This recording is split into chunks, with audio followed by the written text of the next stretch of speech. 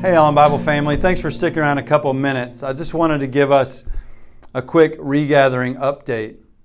We've been telling you how eager we are to get back together in person on Sunday mornings. We've been working toward making that happen on June 28th.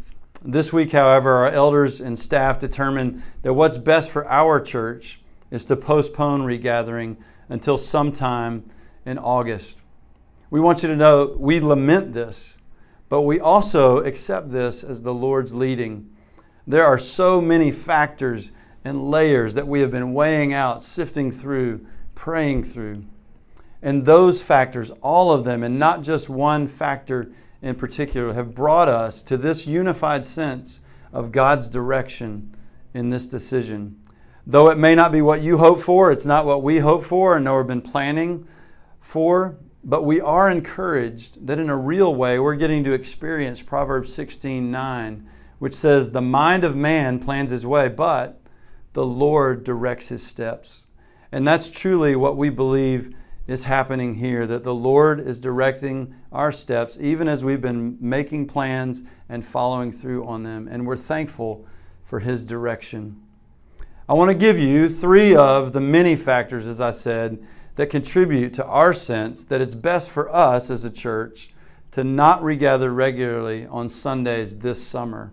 First factor, we want you to know if you've thought, well, wait, we're making all these plans to regather. Are we even considering health risks and what's going on out there? We want you to know we are aware that our state and our metroplex have been experiencing an uptick in virus cases.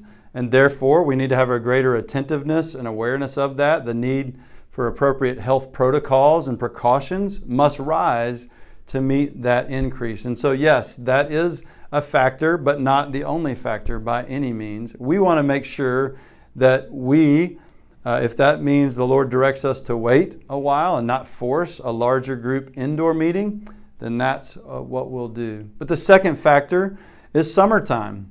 We try to start this as early as possible in June, just because we know that summer is a naturally inconsistent season for attending church or any other activities. And so July, for example, will be a month when more people are out of town and on vacation. So we want to be careful not to start something just to start it, but we do so in midsummer, and then we'll end up lacking momentum and sustainability. Third factor, as we said, we've never live streamed or even videoed a worship gathering. So we're climbing both a technology upgrade curve as well as a very steep learning curve on that new technology. We want to make sure that we've really got this figured out so that our live and our at-home experience are both quality options. And as we've told you many times, our priority commitment in this is to proceed together. So we will only regather in person as we're able to offer both on-site and online worship gatherings of comparable and sustainable quality. And I want you to hear sustainable because I think that's kind of what ties all of this together. We had our first live stream test. Behind me you see a picture of our expanded AV booth and some new members of our AV team. And we had that first test and that went well. It was practice, it was a scrimmage, but like a good practice and scrimmage, you figure out, okay, here's where we've got this figured out. Here's what we still need to learn.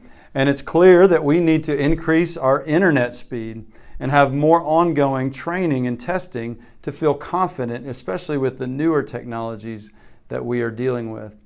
Plus, being summer, many of our key volunteers will be in and out of town in July, and it'll be hard to have the right people in place for Sunday mornings.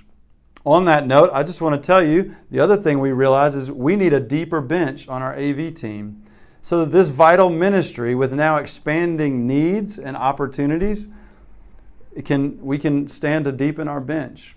Our AV team now needs 4 to 5 volunteers on a Sunday rather than the 2 that we used to need each Sunday.